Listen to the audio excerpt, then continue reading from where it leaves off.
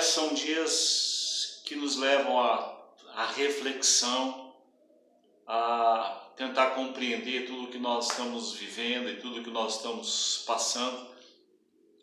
Mas uma coisa tem ficado muito claro no meu coração, e eu vejo que tudo que nós estamos vivendo nesses dias vem nos trazendo a um tempo de relacionamento e intimidade com Deus. E eu sei que você tem orado, eu sei que a tua igreja tem orado, e algo que tem sido assim muito relevante na minha vida é ver que a oração de Jesus em João 17, 23, ela tem sido relevante nesses dias. Essa é uma palavra rema da minha vida. Quando ele diz: Pai, que eu seja um contigo, você comigo, e que eles sejam perfeitos em unidade. Porque a partir daí, todos saberão que você me enviou. A gente vê muita gente falando de avivamento, a gente vê muita gente pregando sobre isso. Mas esse versículo, João 17, 23, ele sempre despertou os meus olhos, porque ele fala de avivamento. A partir da perfeição da nossa unidade, a partir do momento que a igreja, os pastores consigam entender a profundidade dessa oração, que não é minha, é de Jesus. Se você olhar João 17 inteiro, por 6 vezes ele diz que sejam um. Então, é o que queima no coração do Pai. E quando eu vejo hoje a igreja brasileira, a igreja de Maringá, os pastores aqui de Maringá, unidos com um único objetivo, de ver essa nação curada, ver essa nação sarada, conforme 2 Crônicas 7,14. Uma passagem tremenda. Eu sei que tanto eu como você, a sua igreja, o seu movimento, a sua casa de oração, ela tem orado para que essa palavra se cumpra. João 17, 23, ele é muito profundo com relação a isso. E quando eu olho hoje para a cidade de Maringá, quando eu olho hoje para aquilo que vem acontecendo, eu vejo que não foi em vão o que nós estamos passando. Tem um preço, estamos pagando um preço por isso, mas eu creio que não é em vão. Nós vamos colher frutos, e eu vejo lá na frente uma luz que me anima. Essa luz é Jesus, e você sabe disso. Mas a minha expectativa é que nós, conforme Efésios 1, 17 e 18, nós tenhamos os nossos olhos abertos diante daquilo que está acontecendo, para que nós possamos então, a partir daqui, vivermos isso.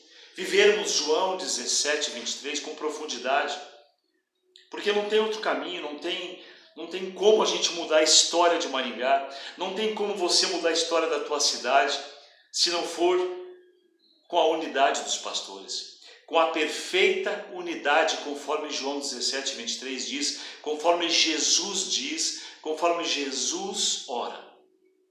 É o que queima no coração dele. Eu vejo que quando isso acontecer, nós vamos ver esse avivamento acontecendo.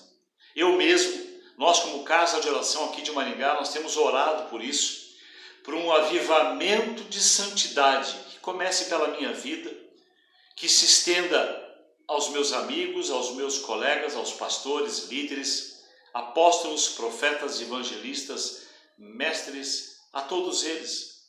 Porque não tem como eu e você, não tem como a sua igreja, não tem como o seu ministério mudar a história dessa cidade, mudar a história da sua cidade, se não for vivendo João 17, 23.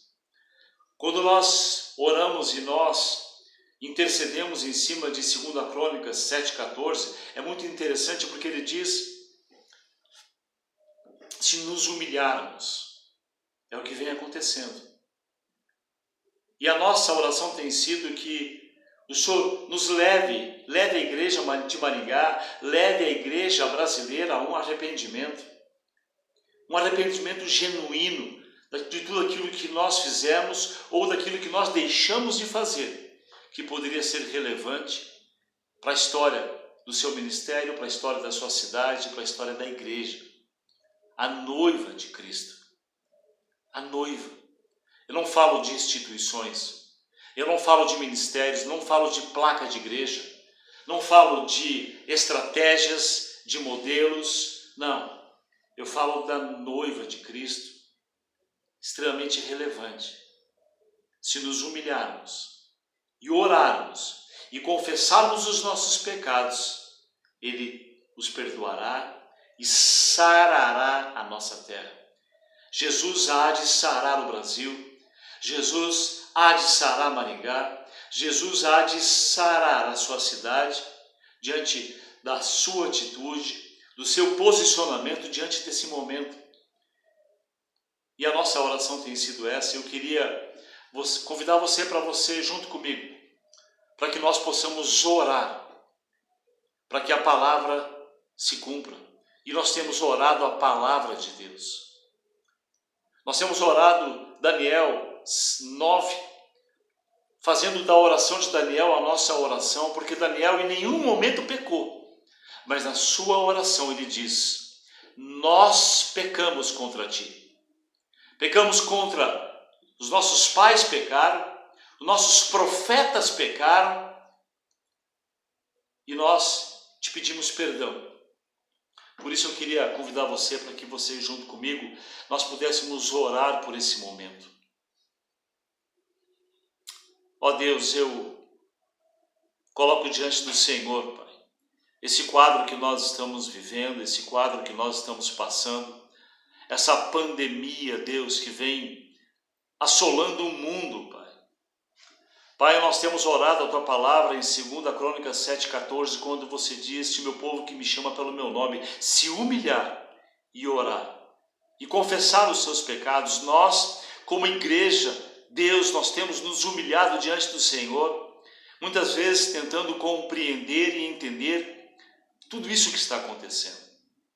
Mas nós sabemos, Deus, que o que nós estamos vivendo nesses dias é com a Tua permissão, é com o Teu aval, porque nós cremos, Deus, que a partir de então, a partir desse momento e desse período que nós vivemos, nós sabemos, Deus, que nós haveremos de ver uma igreja, Senhor, transformada. Nós temos orado, Pai, por uma igreja remanescente, uma igreja que viva dias de transformação, de cura, de poder, mas com um único objetivo de fazer o Teu Filho conhecido nas nossas cidades, seja em Maringá, seja no Brasil, seja em todas as extensões do Brasil.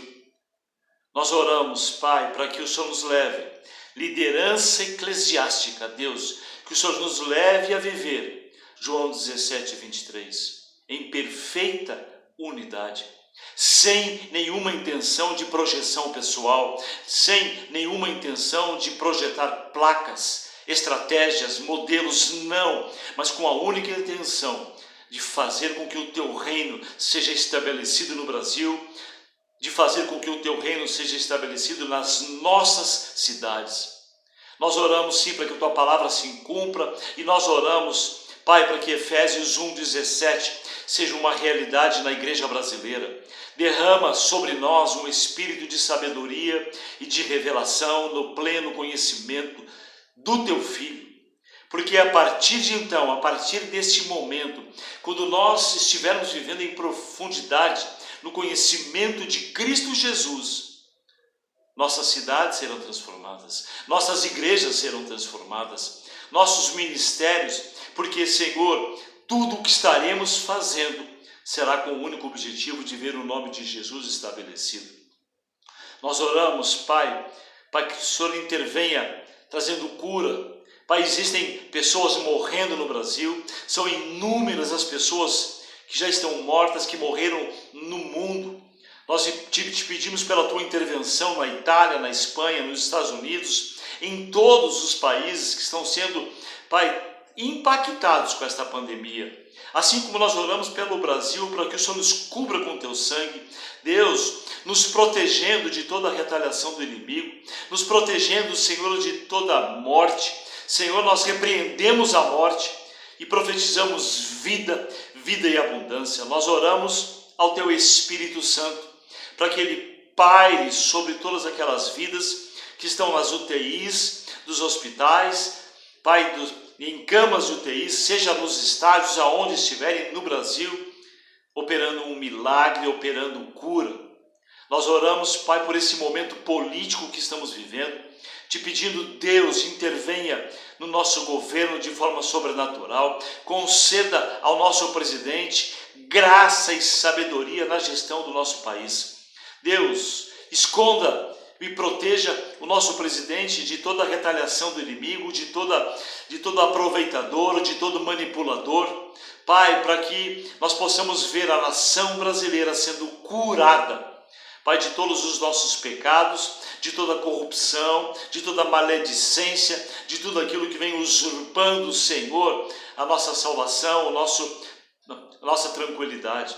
Porque o Senhor disse lá em Timóteo 1:2, que nós orássemos por todos aqueles que se acham investidos de autoridade, porque isso é agradável ao Senhor.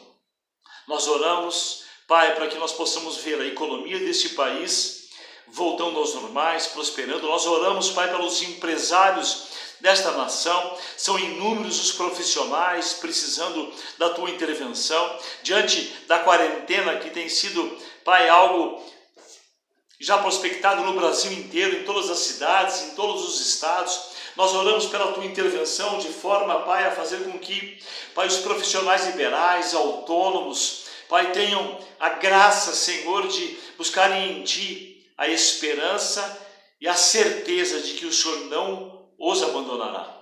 Nós oramos para que haja uma reversão em todo esse processo, Senhor, do Brasil. Pai, declaramos, Deus, um novo tempo nesse Brasil e oramos para que o Senhor conceda ao Paulo Guedes, ao Manteba, Pai, aos ministros, graça e sabedoria, Senhor, diante das decisões que precisam ser tomadas, para que, Senhor, os nossos empresários sejam preservados, porque é a partir deles que os empregos são gerados. Nós oramos, Pai, para que o número de desempregados não cresça, mas que nós possamos, sim, Deus, como ser humano, crescer em relacionamento contigo diante desse momento que vivemos. Sim, Deus, nós te pedimos, Pai, que o Teu nome seja exaltado e glorificado diante desse momento. É a nossa oração em nome de Jesus. Que Deus abençoe a sua vida, que Deus abençoe a sua cidade, que juntos, e é o que vem acontecendo, nós possamos ver esse Brasil curado, sarado, conforme 2 Crônicas 7:14. Fica com Deus.